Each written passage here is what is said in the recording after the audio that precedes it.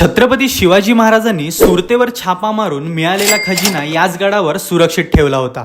लोहगड लोणावळ्याजवळील या किल्ल्याची उंची 3400 फूट असली तरी त्याची ऐतिहासिक उंची खूप मोठी आहे.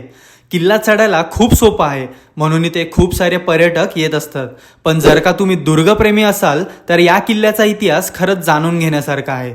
किल्ल्याला प्रामुख्याने 4 दरवाजे आहेत, ज्यात गणेश दरवाजाच्या डाव्या आणि उजव्या बाजूच्या बुरुजाखाली सावळे कुटुंबांचा बळी देण्यात आला आणि त्या बदल्यात त्यांच्या वंशजांना लोहगडवाडीची पाटीलकी देण्यात आली, असे या शिलालेखावरून समजते. त्याच बाजूला काही तोफा सुद्धा आहेत. त्यानंतर हा महादरवाजा या गडाचे मुख्य आकर्षण आहे. नाना फडणवीसांनी हा दरवाजा बांधला, त्यामुळे याला नारायण दरवाजा असे नाव देण्यात आले.